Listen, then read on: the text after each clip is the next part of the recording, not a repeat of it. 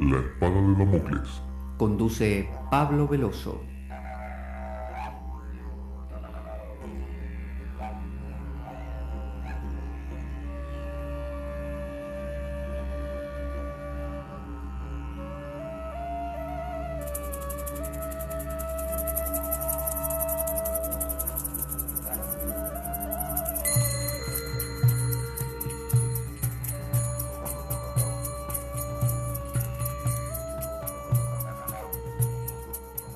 Tal como lo cortés no quita lo valiente, así lo hilarante no quita lo profundo. Y dado que la vida es un juego, aquí comienza La Espada de Damocles. La ficción más real que puedas concebir. La Espada de Damocles es un programa que por mera falta de objetividad cree ser diferente. Personajes mitológicos salidos de los más profundos avernos. Leyendas escabrosas y sin sentido. Curiosidades inquietantes e inútiles. Historias antiguas malversadas por nuestra incapacidad de entendimiento. Y cuentos carentes de profundo significado. También pretenderemos sin el menor éxito entender al ser humano en toda su dimensión. En suma, si quieres desperdiciar tu vida, aquí comienza La espada de Damocles. La ficción más real que puedas concebir.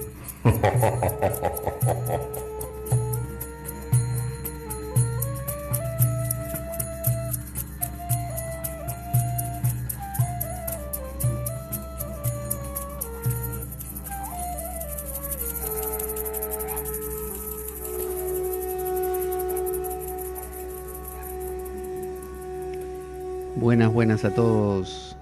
Aquí estamos en la espada de Damocles otra vez para continuar hablando del tema de Jesús, de Cristo como arquetipo, de Jesús y de Cristo, de las dos cosas, porque Cristo tiene más que ver con un formato humano, mientras que, bueno, Cristo tiene que ver con un formato más arquetípico, más trascendental. Estoy poniendo una melodía de fondo aquí, ahí la tenemos, a ver si se escucha.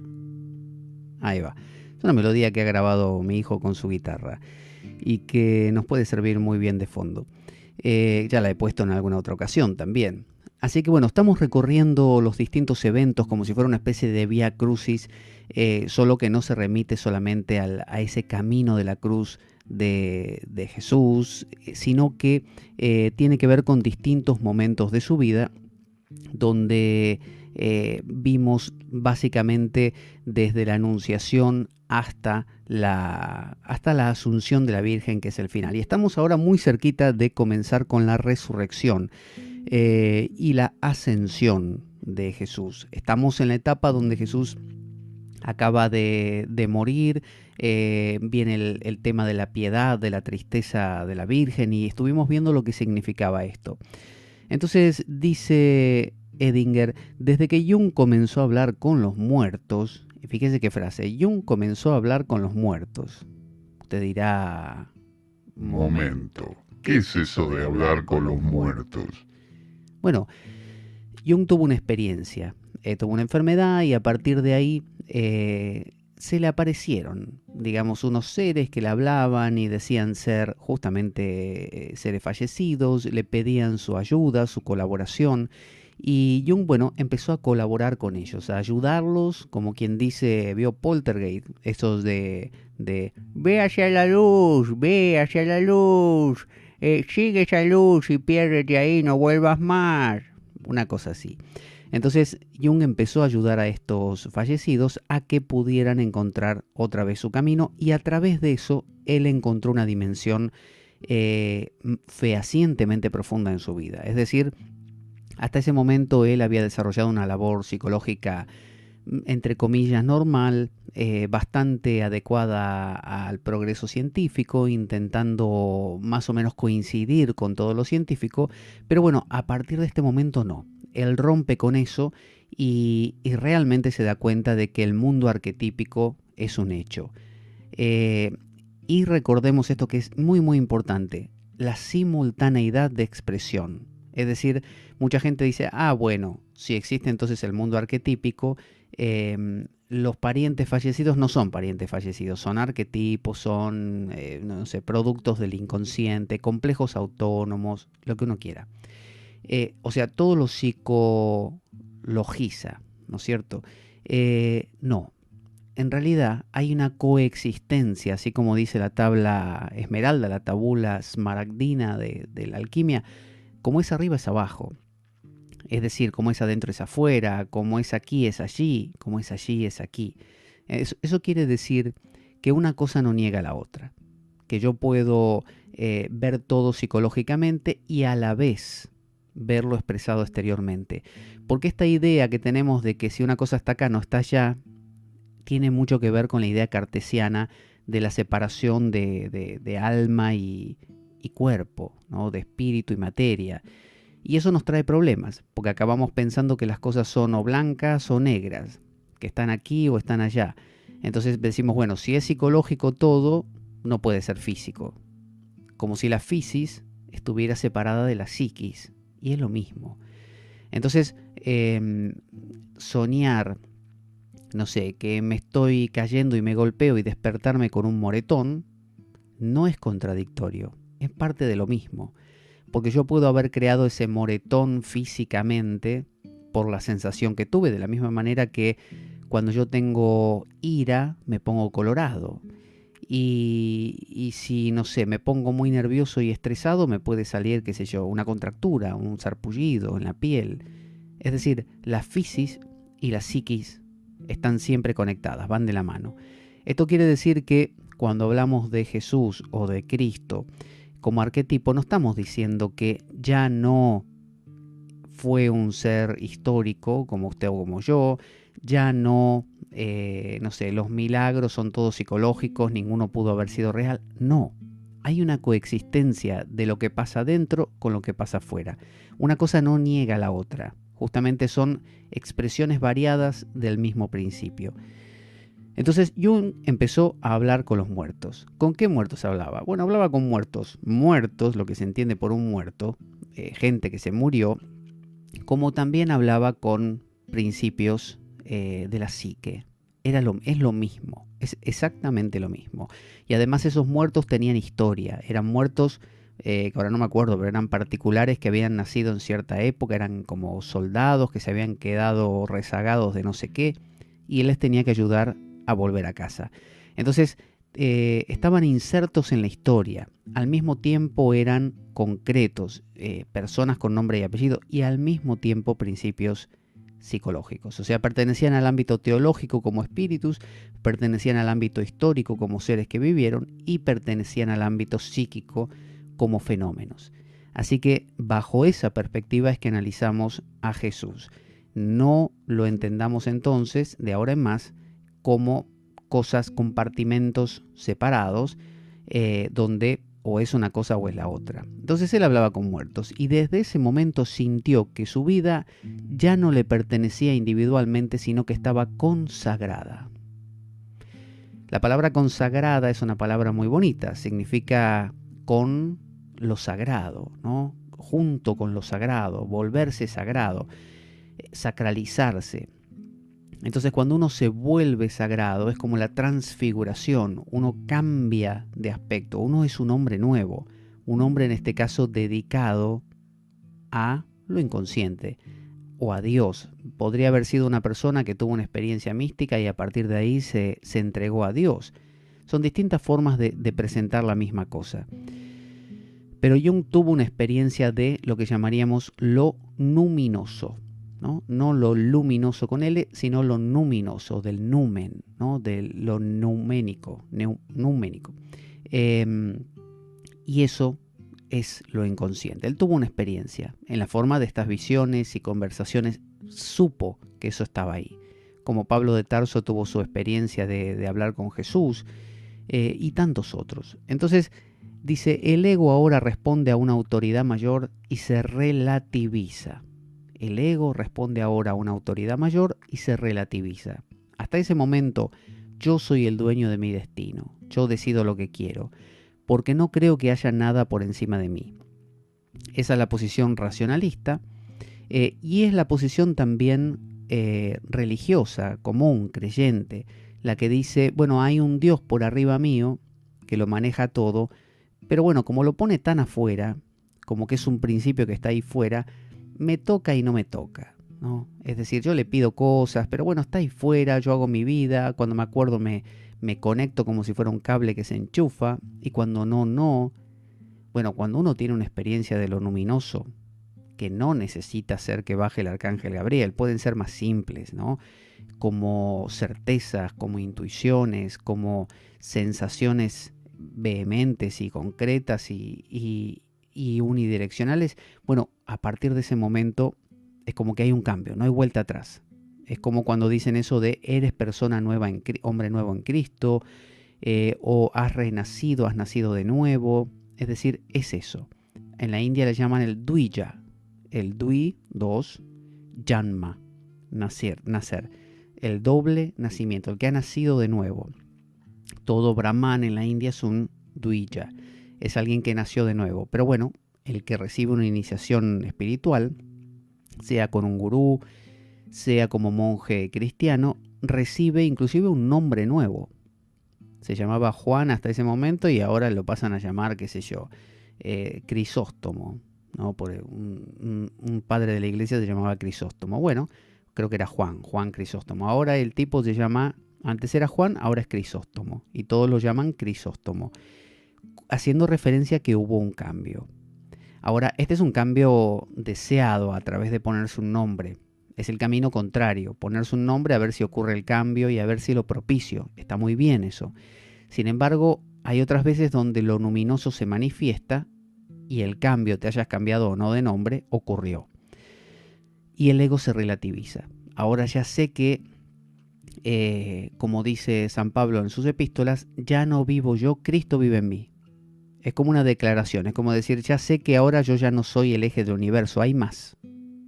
Hay más. Como decía Shakespeare, there are more things between heaven and earth than what your eyes can behold. Hay más cosas entre el cielo y la tierra que lo que tus ojos puedan contemplar o lo que hayas soñado alguna vez tu filosofía en otras versiones. La pregunta decisiva, dice Jung, es esta, y se la va a hacer Filemón. ¿Qué te parece, Filemón? ¿Te animás? Por supuesto. La pregunta es, a ver, Filemón, ¿estás conectado con lo infinito o no, pibe? Ese pibe se lo agregaste vos. Sí. Bueno, la pregunta decisiva es esa, ¿estás conectado con lo infinito o no? O sea, vos vas a la iglesia, comulgás todos los domingos, vas a la sinagoga y haces los rezos, vas a la mezquita los viernes y durante toda la semana haces el salat, no sé, hiciste todos los preceptos de tu religión, lees el Corán, la Biblia, el Bhagavad Gita, lo que fuera, haces buenas acciones, caridad, pero ¿estás conectado con lo infinito? Es decir, como en términos así cristiano-evangélicos, ¿has nacido de nuevo? Vio que Juan el Bautista decía, yo bautizo con agua, pero después de mí viene uno que bautiza con fuego. Ahora, ¿has sido bautizado con fuego? Es decir, ¿has tenido una experiencia de lo luminoso? Y vuelvo a repetir, no quiere decir ver que el cielo se abra y que desciendan los ángeles. Quiere decir realmente tener un fuego, una pasión, algo que digas, no hay nada más importante que esto es todo para mí. Yo quiero realmente comprender, abrirme, trascender, romper unas barreras que parecen insalvables hoy. ¿Está eso en tu vida? Si la respuesta es no, es triste, porque simplemente vas a pasártela cumpliendo sacramentos, rituales y organizaciones, instituciones y demás. Que no está mal, vuelvo a repetir, es una especie de mientras tanto y además es propiciante, es decir, o propiciatorio. Uno va haciendo esas cosas y bueno, es como que va abonando el camino para, ¿no? Es como, por decir, pensar que uno ya tiene lo que todavía no tiene te ayuda a que lo tengas. Es como si yo tengo miedo, pero me hago el valiente, me hago el valiente, me hago el valiente, bueno, el valor en algún momento va a venir, porque estoy inclusive poniendo la postura de valiente, cara de valiente, digo cosas que diría un valiente. bueno, estoy generando todo como para que más o menos el terreno esté muy abonado. Eso es lo que hace cualquier religión. Va generando un ambiente propicio para que cuando realmente pueda manifestarse esto ya esté todo preparado. Es más fácil, pero no es la cosa, ¿eh? No hay que confundir el dedo con la luna. Entonces la pregunta decisiva es esa: ¿estás conectado con lo infinito o no? Ahora vamos a ir a la resurrección y la ascensión, que es el siguiente punto, que es cuando Jesús finalmente, después de haber estado esos 3 días, a nivel temporal se supone que en el calendario litúrgico, ¿no? En la vida real, ¿no? En el calendario litúrgico, un jueves lo entregan, el viernes muere, el sábado desciende, lo entierran y desciende a los infiernos o al limbo, y el domingo resucita. Bueno, esto es lo que vamos a ver ahora: resurrección y ascensión. Que a nivel temporal, de hecho mañana sería la Pascua de Resurrección, en lo que está ahora, en la fecha en que estamos. Dice: cuando el ego se sumerge en lo inconsciente, parece como si lo acostumbrado se hubiese perdido, ¿no? Lo acostumbrado, lo que estamos acostumbrados, desaparece, como si se hubiera perdido para siempre, pero regresa transformado y habiendo vencido al mal. Cuando usted se sumerge como ego en lo inconsciente, por un momento parece que todo estuviera perdido. Por un momento parece que su identidad, porque tengan en cuenta esto, usted se está disolviendo, está haciendo lo que llamaban los antiguos alquimistas una solutio. Usted se está disolviendo en lo inconsciente. Cuando su ego se abre a todo esto que el inconsciente genera, emociones, pero de las más profundas, usted está bajando al limbo o el descenso a los infiernos, si le quiere llamar así, el nequia de los griegos. Cuando usted hace eso, usted está ausente del mundo superior. Si yo soy Ulises y quiero bajar a hablar con el sabio Tiresias al Hades, bueno, durante el rato que esté abajo no estoy arriba. Una de dos: o estoy arriba o estoy abajo. Entonces, de la misma manera, cuando uno se mete en este mundo de lo inconsciente, bueno, uno deja de estar tanto en lo consciente. Por lo tanto, traducido, quiere decir que ante los demás usted está ausente. Usted no es el mismo, usted está apagado, usted está en una especie de suspenso. Está enterrado. Cuando lo meten bajo tierra, Jesús estuvo enterrado. Cuando usted está enterrado, el mundo sigue menos usted. Usted no está. Entonces, en este proceso, hay que saber que en este proceso de encuentro con la sombra, de descenso, bueno, hay un tiempo que usted va a estar bajo tierra. Es decir, quizá esté ausente de reuniones sociales, quizá esté ausente de ir al bar, no le interese tanto ver el partido de fútbol, sus amigos medio que no lo reconozcan, que digan: ¿quién es este? ¿Qué le pasó? Lo vemos raro. Ya no tiene motivación, ¿no? Lo vemos diferente, no responde, pareciera estar abúlico, desinteresado, ya no le apasionan estas cosas. ¿Quién es? ¿No? Cuando usted está en la tumba, todos se olvidan de usted, porque usted ya se murió. Esa es la mortificatio, es la muerte, y es una solutio también, es una disolución. Entonces, pero después usted regresa transformado, habiendo vencido al mal. Vencer al mal no quiere decir eliminar al mal. Si no, lean el Apocalipsis, último libro del Nuevo Testamento, y va a ver que el diablo es vencido, mas no matado. Al diablo no lo matan. El diablo no muere. Es como el malo de las películas, que al final no muere y siempre queda para que hagan otra secuela, y otra, y otra, y otra, y después va por la número 17, porque siempre al final le cae un edificio encima, pero el tipo de alguna manera, al final de la película se ve que se mueve una piedra y asoma la mano del tipo, y así da para otra película. Esto es lo mismo. ¿Por qué se cree que el que hace las películas las hace así? Porque se está reflejando cómo pensamos. ¿Por qué se cree que el Apocalipsis funciona así? Porque así estamos hechos los occidentales. Entonces, al mal nadie quiere destruirlo. Todos queremos relegarlo, controlarlo, vencerlo. Vencerlo quiere decir integrarlo en este caso. Es la coniunctio, ¿se acuerda? Integrar. Jesús baja al limbo e integra salva a los justos. Salva a David, a Salomón, a Saúl, a todos los que se habían portado bien, Samuel. Pero los que se portaron mal, ¿qué pasa? Los deja ahí. Es decir, no se redime toda la sombra, se redime gran parte de la sombra. Por eso la individuación es un proceso eterno. Eso que quedó ahí genera más. Más adelante va a haber más. Y así funciona nuestra cultura. Fíjese, nosotros no solemos ir a cortar los problemas de raíz. Nosotros podamos un poquito el árbol. Entonces decimos, por ejemplo, ¿Qué tenemos problemas con qué? ¿Con los afganos? Vamos a bombardearlos. Y no se dan cuenta los yanquis, en este caso, que bombardeando a los afganos, después les surge otro problema más, que es que los afganos se alían con los otros tales y van y les bombardean, no sé, las Torres Gemelas. Y después de eso, ¿ellos qué hacen? En vez de, por ejemplo, integrar, como haría un taoísta, el bien y el mal, todo eso, y entender que los otros son igual que él y vivir en paz, no.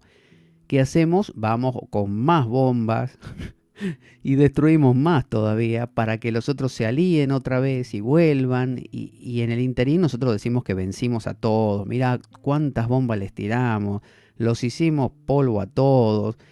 Ya no queda nadie, quedaron 3 nada más. Esos 3 esperan, se reproducen, guardan el odio que tienen y después son millones y nos hacen de nuevo lo mismo. Entonces, siempre la cultura occidental funcionó así. Desde que inició hasta ahora, más o menos, siempre. Siempre repetimos la misma historia. En mi vida personal, en su vida personal, hacemos lo mismo. Tendemos a querer ser buenos a nuestros ideales. Perfección, verdad, paz, amor. Ideales grandes a los que queremos adherirnos, pero siempre queremos un amor sin odio, una paz sin guerra, una perfección sin error, y así siempre queremos un lado de la cosa nada más. Y no nos damos cuenta que así creamos el otro polo, que eso genera la famosa enantiodromía, que significa correr hacia el opuesto. Es decir, en algún momento vamos a ir al opuesto, o sea, al encuentro del opuesto, porque el opuesto lo pospusimos, es más, lo generamos, ¿no? Entonces, pues tenemos una visión, los occidentales, muy corta. Nosotros vemos lo corto, vemos que haciendo esto hay paz. Sí, pero para hacer esta paz mataste a toda la aldea que tenías ahí al lado y a las 25 que la rodeaban.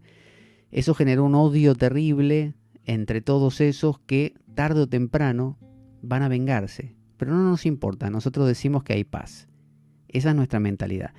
Entonces, regresa transformado Jesús, habiendo salvado, liberado a Adán y compañía, ¿no? A Moisés, a Abraham, a todos los buenos, y a los otros los deja ahí.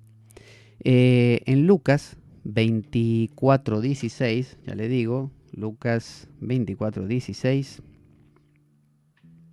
último capítulo de Lucas 16, dice, pero no lo reconocieron. No lo reconocieron, pues sus ojos estaban velados. Esto es en el camino a Emaús. Cuando Jesús, ya resucitado, se les aparece a los discípulos, él regresa transformado. Y ellos van caminando ahí, camino a Emaús, y él se les aparece y les empieza como a conversar y les dice cosas como... ¿Qué tal? ¿Cómo les va? Bien, acá estamos, caminando un ratito. Hace calor, ¿no? Sí, un calor impresionante. Y el pronóstico dice que mañana va a ser más calor todavía. 72 grados, acá en Israel es así. Sí. Es terrible. ¿Y qué para qué van a ese Emaús? Bueno, tenemos cosas porque murió un tal Jesús. No sé si lo conocés. ¿Lo tenés a Jesús? No lo ubico, no sé quién es. ¿Quién es? Pero debe ser el único que no conoce a Jesús de Nazaret. Es uno que crucificaron y nosotros éramos discípulos de él. ¿Y era bueno el Jesús ese? Sí, era buenísimo. Pero bueno, todavía no entendemos bien el tema, por qué lo mataron, ¿viste? Porque si era el Mesías y lo mataron, estamos un poquito desanimados. No sé, ¿cómo te llamas? Carlito me llamo yo. Ah, Carlito, ¿querés venir con nosotros caminando? Ahora dentro de un ratito nos sentamos y jugamos un rato a las cartas. Bueno, dale. No lo reconocían, porque tenían los ojos velados, dice el verso. Dice, ¿qué vienen discutiendo por el camino?, les preguntó él. Se detuvieron cabizbajos y uno de ellos, llamado Cleofás, le dijo, ¿eres tú el único peregrino en Jerusalén que no se ha enterado de lo que ha pasado recientemente? ¿Qué es lo que ha pasado?, les preguntó Jesús. Lo de Jesús de Nazaret, le respondieron. Ve que esto que le estaba yo dramatizando no es tan distante de esto. Era un profeta, poderoso en obras y en palabras delante de Dios y de todo el pueblo. Y le va contando toda la historia, ¿no? Fíjese cómo no lo reconocían. Cuando una persona vuelve del limbo, habiendo tocado lo inconsciente, habiendo llegado a estos puntos profundos, y no le digo cosas extrañísimas, imagínase un tipo que hizo terapia psicológica durante un tiempo. Cuando se vuelve a encontrar con sus amigos es otro. No lo reconocen, lo conocen, pero no lo vuelven a conocer, no lo reconocen, no lo ven, ahora no lo ven. No saben quién es. Dice, ¿quién es este tipo? Este era el que estaba con nosotros y ahora no le gusta esto, no le gusta lo otro, no se ríe de la misma broma, lo vemos cambiado. ¿Quién es? ¿No le ha pasado alguna vez a usted volver después de un tiempo a integrarse, a acercarse a algún grupo humano y que no pegue usted con el grupo? Esto mismo le pasaba a Jesús, que sentía que no lo reconocían, que ellos tenían como los ojos vendados. Dice María Magdalena, fíjese, en Juan 20, del 16 al 17, del 11 al 17, perdón, del 11 acá, dice 9, 10, 11 acá.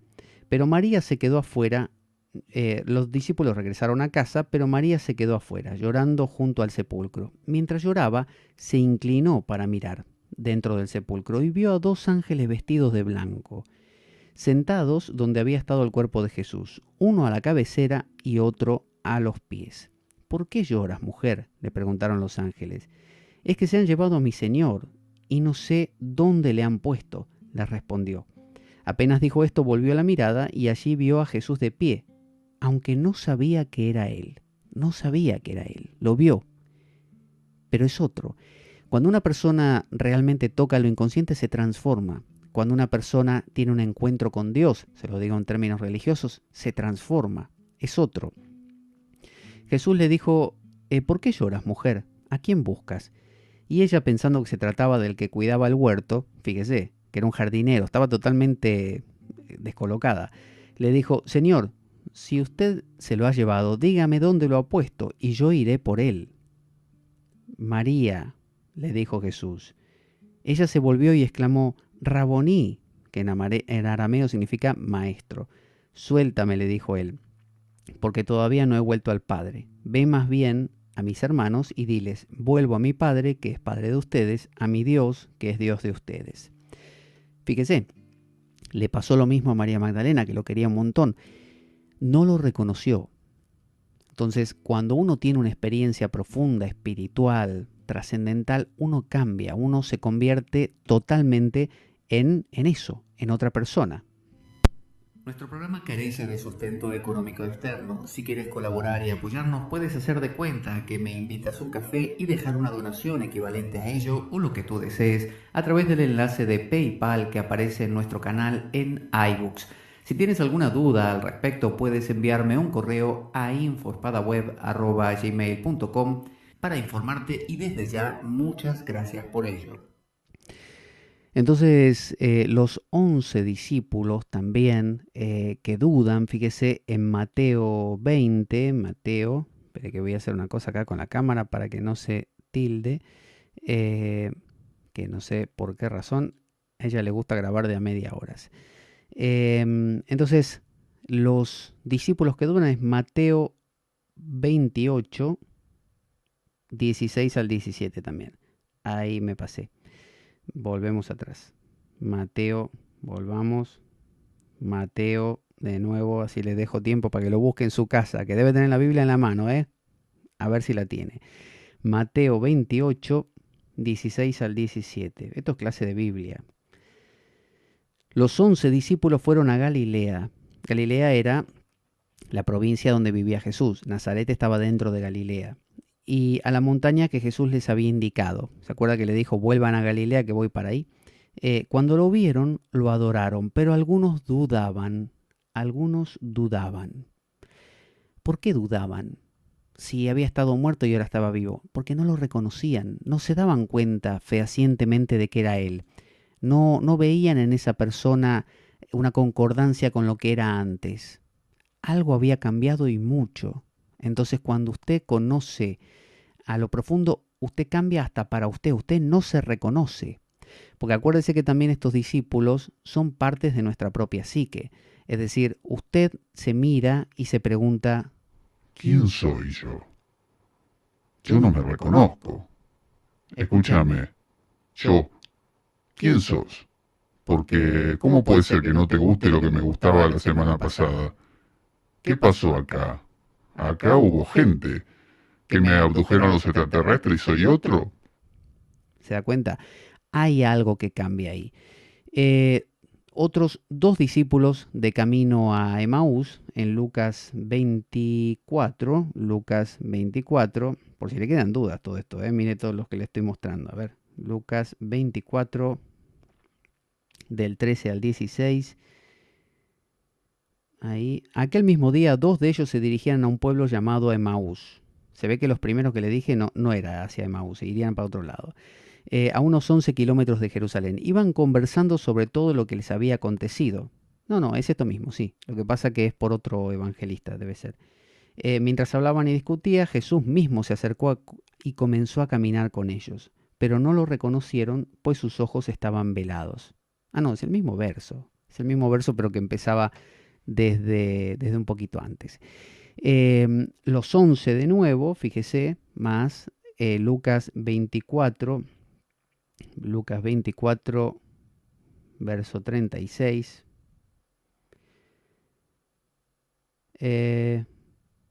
Dice, todavía estaban ellos hablando acerca de esto cuando Jesús mismo se puso en medio de ellos y les dijo, paz a ustedes.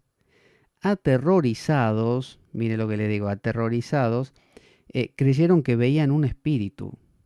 ¿Por qué se asustan tanto?, le preguntó él. ¿Por qué les vienen dudas?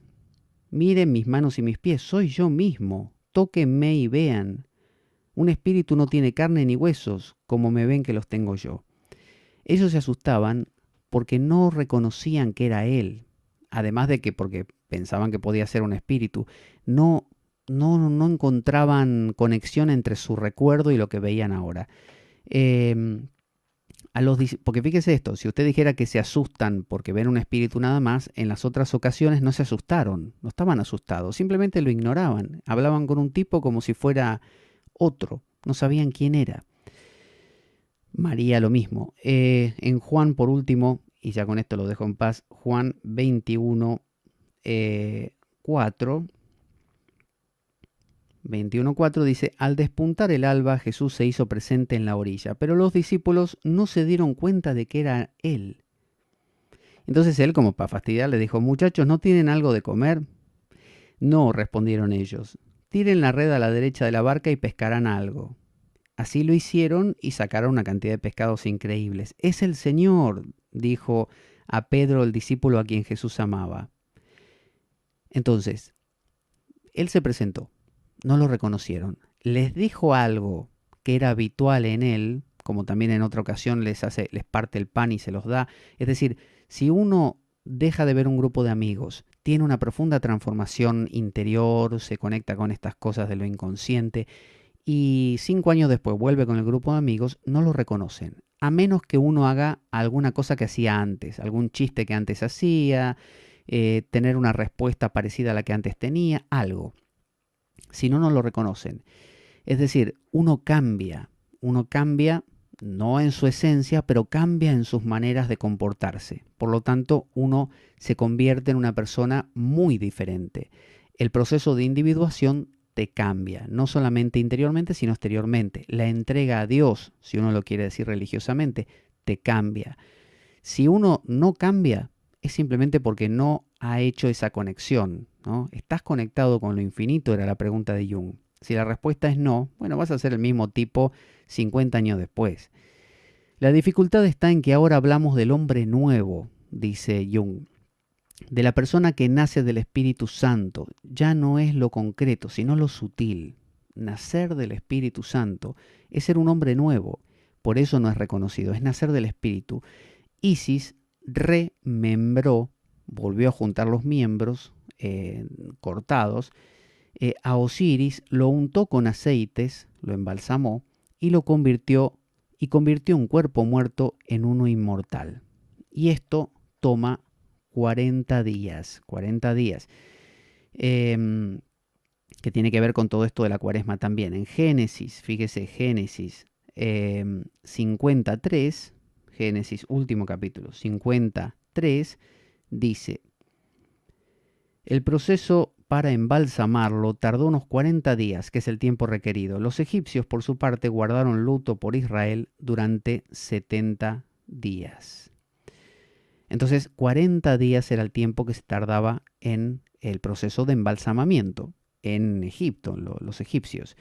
Entonces, desde la muerte de Osiris o Cristo hasta su resurrección, ocurren 40 días. Jesús, cuando se le aparece a sus discípulos hasta que asciende a los cielos, pasan más o menos unos 40 días, que es el tiempo que se requiere para juntar todos los miembros y embalsamar, que es lo que hizo Isis.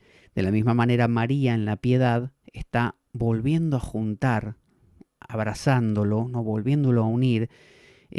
Luego lo entierra como si lo metiera dentro de un sarcófago, lo embalsamara y después, 40 días después, él resucita, en el sentido de, no resucita, asciende a los cielos. Entonces, la nigredo, que significa la negrura, ¿no? Que es un proceso alquímico, tiene que ver con la noche. Es como cuando uno mete una semilla bajo tierra, la semilla está oscura. Está en un proceso que se conoce como nigredo. Y cuando esa semilla finalmente da su fruto, ahí es lo que se entiende como el día. Y a eso se le llama el Benedicta Viriditas. Significa la bendita verdura, verdor, bendito verdor. Viriditas tiene que ver con el verdor. Entonces, eso es la rubedo, es el sol con toda su rojez, con su intensidad, contrario a la nigredo, que es la oscuridad, el momento de que la noche es profundamente oscura. Puedes sumarte al nuevo grupo de Telegram de la Espada de Damocles. Para eso solo tienes que descargarte la aplicación para el sistema operativo que tú utilices en el móvil o en el ordenador, en la computadora. Una vez que te lo descargas, puedes, llenando los datos que te pide, entrar y buscar mi alias, que es Pablo Veloso, y una vez que lo encuentras me dices: hola, ¿qué tal? Soy fulano o fulana de tal y quiero entrar en el grupo de la Espada de Damocles. Inmediatamente te envío un enlace de invitación y ya estás dentro del grupo. Es un grupo donde compartimos material, donde vemos las últimas novedades de la espada y donde nos conocemos entre nosotros los damocleanos. Un grupo muy divertido, muy profundo, muy valioso, realmente Te va a gustar. Entonces, cuando, por ejemplo, en el capítulo 15 de la primera carta de los Corintios, Pablo explica la resurrección, nos habla de este proceso, de estar metidos bajo tierra. Uno tiene que apartarse. Cuando uno está en la tumba, bueno, por ejemplo, en la Argentina existe una expresión que es que la persona que está en la cárcel es un tumbero. Está en la tumba, la cárcel es la tumba. Porque claro, estás ajeno a todo, la vida sigue y vos estás ahí, estás en un lugar oscuro, en un lugar donde no tenés las expresiones comunes creativas que podés tener siempre, estás guardado. Esa es otra expresión también, estoy guardado o estuvimos guardados, quiere decir que estuvimos presos.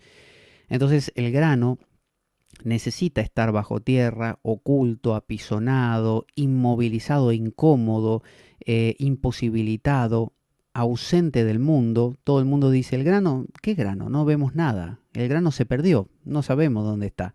Hace un montón que no lo vemos. Y un día, empieza a aparecer un brotecito, una ramita verde, que es la Benedicta Viriditas, ¿no? El bendito verdor. Y empieza a aparecer y poco a poco sale una planta. Y uno, cuando mira la planta, claro, tienen la idea del grano. Yo sembré un grano ahí. Y entonces miro la planta y digo, ¿y esto qué es? ¿Y el grano? Y el grano me dice, hola, ¿qué tal? Habla con la misma voz del grano. Y yo digo, veo la planta y no me coincide la idea de el grano con la voz de grano, ahora una planta con la misma voz del grano. Digo, no sé, ¿quién sos vos? ¿Se da cuenta? Lo mismo pasa cuando uno tiene un proceso de transformación. Entonces, dice en Corintios, en la primera de Corintios capítulo 15, dice Pablo, ahora hermanos quiero recordarles el evangelio que les prediqué, el mismo que recibieron y en el cual se mantienen firmes. Mediante este evangelio son salvos. Espere que quiero ver aquí. Cristo murió por nuestros pecados según las Escrituras, que fue sepultado, que resucitó al tercer día según las Escrituras y que se apareció a Cefas y luego a los 12. Después se apareció a más de 500 hermanos a la vez, la mayoría de los cuales viven. A ver, vamos a ver. Aquí. Ahora bien, si se predica que Cristo ha sido levantado de entre los muertos, como dicen algunos de ustedes, ¿cómo dicen algunos de ustedes que no hay resurrección? Si no hay resurrección, entonces ni siquiera Cristo ha resucitado. Si entendemos resurrección como levantarse de la tierra como un zombi, hay que tener mucha fe para eso y tener unas ideas muy sólidas, ¿no? Pero yo le estoy hablando de otra resurrección en este caso, de la resurrección en el sentido de la transformación, ¿no? Como la oruga se transforma en mariposa, está resucitando de su muerte de oruga para nacer como mariposa. Usted está resucitando de su muerte de haberse metido en esa nigredo, en esa oscuridad y haber sido mortificado por emociones, que de repente le dio una angustia, una depresión, una fobia que lo apartó de todos sus amigos y que nadie lo entendía y que se vio expuesto a todas estas vorágines de lo psicoideo. Y si usted es un tipo sin conciencia y sin preparación para entender todo esto, simplemente la va a pasar muy mal y va a esperar hasta que se le pase y más o menos normalmente se pasa. Y si no, se va a tomar unas pastillas. Pero si usted es un tipo consciente, esta nigredo va a ser sumamente fructífera y va a dar la benedicta viriditas, la bendita, el bendito verdor. Entonces dice Pablo, y si Cristo no ha resucitado, nuestra predicación no sirve para nada, como tampoco la fe de ustedes. Es decir, si todo esto no produce una transformación, una resurrección, ¿para qué estamos todos acá? ¿De qué estamos hablando? Dice Pablo. Aún más, resultaríamos falsos testigos de Dios por haber testificado que Dios resucitó a Cristo, lo cual no hubiera ocurrido si en verdad los muertos no resucitan. Porque si los muertos no resucitan, tampoco Cristo ha resucitado. La pregunta entonces, ¿los muertos resucitan?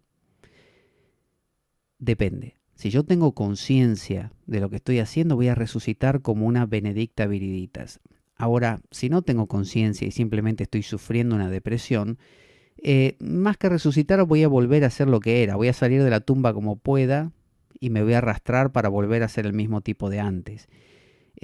Voy a querer seguir siendo grano, no voy a querer morir y ser planta. Dice, en este caso también están perdidos los que murieron en Cristo. O sea, si usted, confiado de todas estas ideas, se entrega a un proceso de mortificatio, de nigredo, ¿no? De depresión, de lo que usted le agarre, le dé, el arquetipo que se le manifieste, y todo esto era una gran mentira y no pasa, bueno, entonces dice, estamos todos perdiendo el tiempo y están perdidos los que murieron en Cristo. Morir en Cristo es entrar en el inconsciente confiado de que esto es así, ¿no? Transitar este camino con esta actitud. Entonces esos estarían perdidos, dice. Si la esperanza que tenemos en Cristo fuera solo para esta vida, seríamos los más desdichados de todos los mortales. Es decir, si esto de lo que estamos hablando vale solo para la máscara, para la persona, para triunfar en la vida y que me vaya bien en los negocios, de poco nos vale, dice él. En realidad esta verdad tiene que valer para después de la muerte, para transformarnos realmente, para la metanoia, la transformación de una persona. Dice, de hecho, ya que la muerte vino por medio de un hombre, también por medio de un hombre viene la resurrección de los muertos. El primer hombre fue Adán. Por ese hombre vino la muerte, por el segundo hombre viene la resurrección, es decir, el antropos, ¿se acuerda? El antropos universal. Pues así como en Adán todos mueren, también en Cristo todos volverán a vivir, pero cada uno en su debido orden. A ver si dice algo más. Bueno, sigue desarrollándolo. Porque en algún momento también habla de... aquí, por ejemplo, tal vez alguien se pregunte, ¿cómo resucitarán los muertos? ¿Con qué clase de cuerpo vendrán? ¿Qué tontería dice? Lo que tú siembras no cobra vida a menos que muera. Es decir, la mayoría va a pensar, bueno, si yo muero como grano, voy a nacer como grano, ¿no es cierto? Es decir, voy a seguir siendo el mismo, no vaya a ser que me cambien. Eso sería como entrar a terapia con un psicólogo y decirle, Doctor, yo tengo una depresión galopante que me impide salir de mi casa. Pero lo que quiero saber es esto, cuando yo haga todo el proceso psicológico o terapéutico y usted me dé el alta, yo voy a volver a ser el de antes, ¿no? no, la respuesta es no. Si usted quiere volver a ser el de antes, no inicie el proceso terapéutico. Si usted quiere ser el de antes, el de siempre y seguir siempre igual, no vaya hacia Dios. No se acerque a estas cosas profundas, evítelas. Había un tipo que siempre quería encontrar a Dios, ¿no? O lo inconsciente, si usted quiere. Y un día tuvo un sueño donde un ángel venía, se lo llevaba a los cielos, a un palacio celestial, le hacía subir por unas escaleras de oro hasta llegar a una puerta de oro también que ponía con unas letras así muy rimbombantes la palabra Dios. Lo dejó ahí al tipo y se fue el ángel y le señaló la puerta. El tipo pensó, esta es la mía. Toda mi vida estuve buscando a Dios. Acá tengo la puerta, la abro y está Dios ahí y ya está, soy feliz para siempre. Entonces sube rápidamente los escalones, pone la mano en el picaporte y va a abrir y se detiene. Dice, momento, si yo abro acá, todo se va a acabar. Yo estoy tan acostumbrado a buscar, es decir, creé una máscara, una rutina de soy el buscador y ante cada uno que me presentaba yo le decía, ¿Qué tal? ¿Cómo te va? Me llamo Juancito, el buscador de Dios. ¿cuánta gente hay que se autodefine como meditadora, no sé, buscadora espiritual, qué sé yo, alma en busca de evolución y transformación, qué sé yo? Y cambiar, morir a eso es muy fuerte. Porque si yo muero a eso, ¿qué soy después? Tengo que empezar de nuevo. Entonces el tipo, cautelosamente, retrocedió sobre sus pasos, se volvió a su casa y siguió buscando a Dios por todos lados y diciéndole a todo el mundo que él era un buscador de Dios. Pero ahora sabía que el único lugar donde no tenía que meterse era ese, porque ahí sí estaba. ¿Se da cuenta? Entonces Pablo dice, bueno, no lo voy a leer ahora porque es muy largo, pero habla de eso, de que uno no resucita con el mismo cuerpo de antes, hay un cuerpo espiritual. Esas preguntas, dice él, de preguntas tipo, pero si yo me falta una pierna en esta vida, cuando resucite me la van a reponer. Esas son preguntas como esta que le digo, como ir al psicólogo y decirle, mire, estoy hecho un desastre, depresión, angustia, fobia. Cuando termine y usted me dé de alta, voy a ser el mismo de antes, ¿no? No, no. Si usted viene acá es para cambiar. De la misma manera, si yo voy a Dios, me abro espiritualmente y me encuentro con que quiero ser lo mismo, quiero que no me cambien, ¿para qué voy? ¿Para qué voy?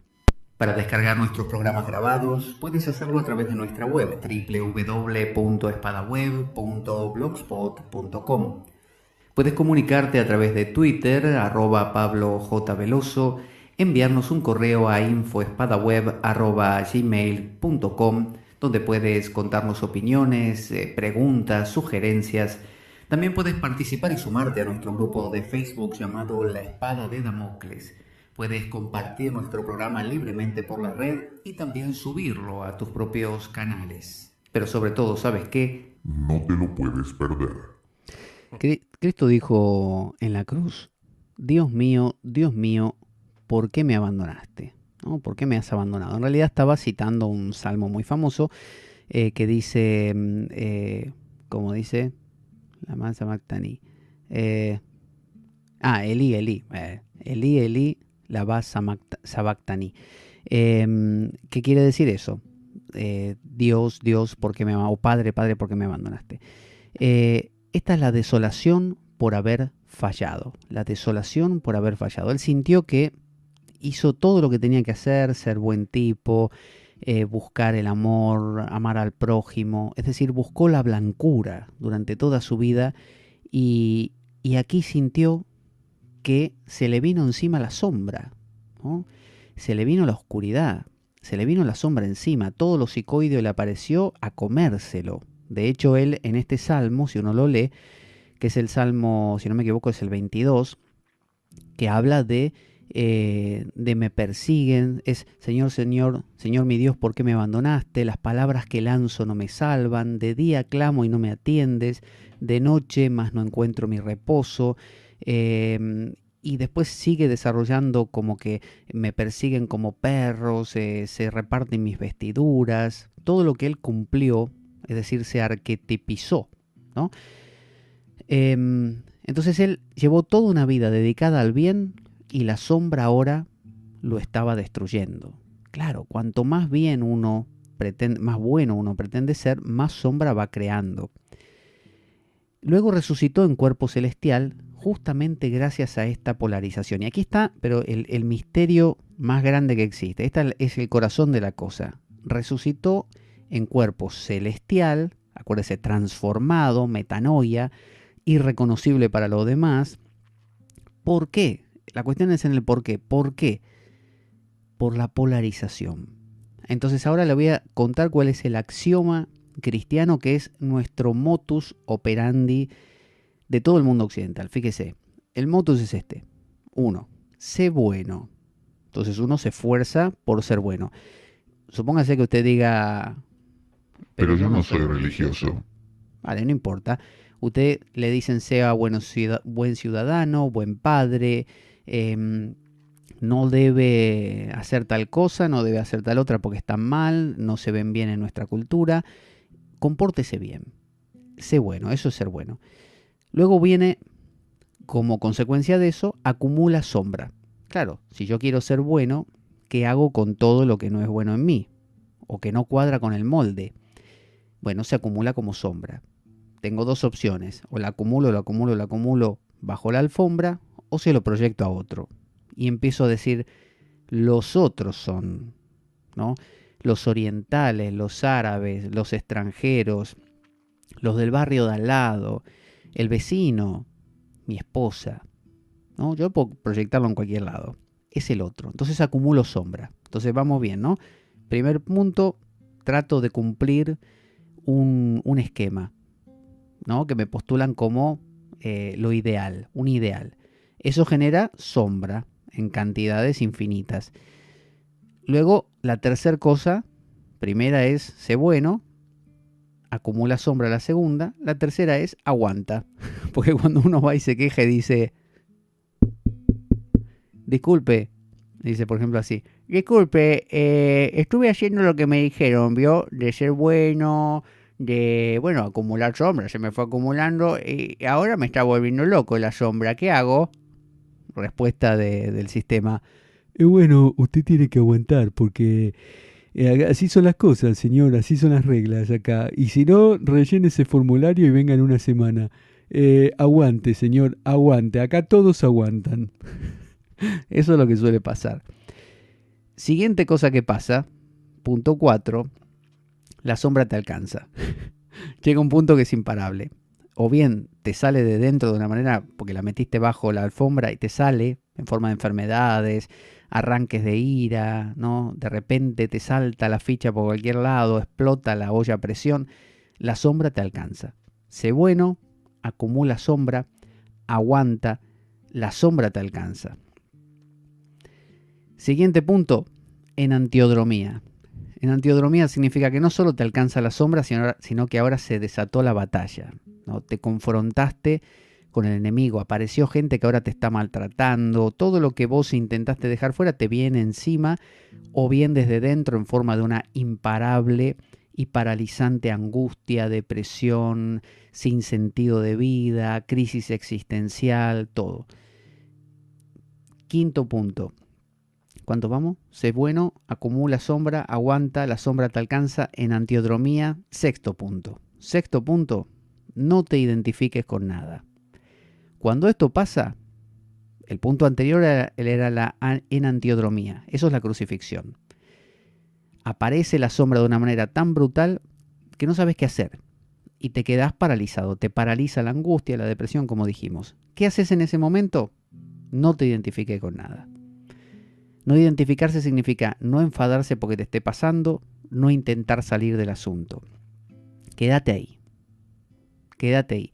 Es lo que llaman los hindúes la actitud de sakshi, de testigo, o lo que se hace en el budismo zen de observar sin juzgar, nada más, o se hace en la contemplación cristiana, ¿no? En la vertiente contemplativa, como en la nube del no saber, simplemente observar. Séptimo punto, el último, iluminación, o individuación, o arquetipación. Es decir, finalmente vos te convertís en Yahvé, te convertís en aquello que se permite vivir con la coexistencia de esos dos opuestos, la sombra y vos, sin problemas. Inicialmente, el camino inicial era, yo quiero ser uno de los dos polos, el blanco. Entonces, inicialmente generas un negro. Por el momento es controlable. Después el negro se empieza a enfadar y empieza a molestar un poco. Aguantá. Era el tercer punto. El cuarto es, el negro te alcanza. Llega un punto que te alcanza y ya te fastidia mucho más. En el quinto se desata la enantiodromía. El negro, la sombra viene y te cae encima de mil formas, externas e internas. Eso te paraliza. Si no te identificas con nada, pasas al segundo paso, al último paso, que es la coincidencia opositorum, el ser capaz de entender, de mirar con la mirada de Dios, que Satán y Cristo coexisten. Si te identificas, generas otra vez más sombra y volves al punto inicial. Sé bueno. Y se arranca todo de nuevo. Llegar a la iluminación no es el fin tampoco del camino, porque siempre queda algo de sombra. O sea, si te identificas con algo que es en el punto anterior, volvés a crear más sombra brutal y cada vez es más brutal hasta que es insoportable. Es una locura, un infierno. Iluminarse, arquetiparse, no quiere decir que se acabe esto, porque la vida necesita moverse, pero ya no lo hace con tanta intensidad. Esa es la diferencia. Vamos a ver hoy hasta aquí y continuaremos en el próximo programa, que ya nos queda por delante el Pentecostés y la Asunción de la Virgen. Ya muy, muy, muy poquito, así que ya nos despedimos para el próximo programa.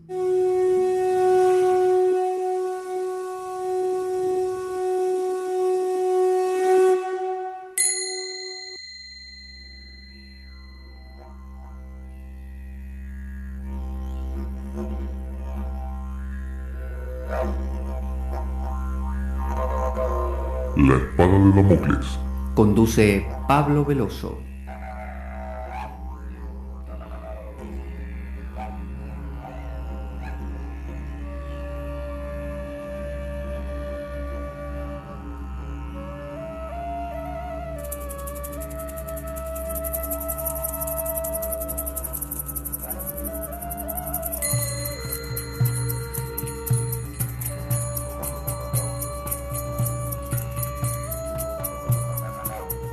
Y dado que la vida es un macabro juego concebido por una mente perversa, únete a nosotros en nuestro próximo programa, cuando escuches las siguientes palabras. La espada de Damocles, la ficción más real que puedas concebir. Buena vida para todos, buena semana y... ¡Avanti, Damocleanos!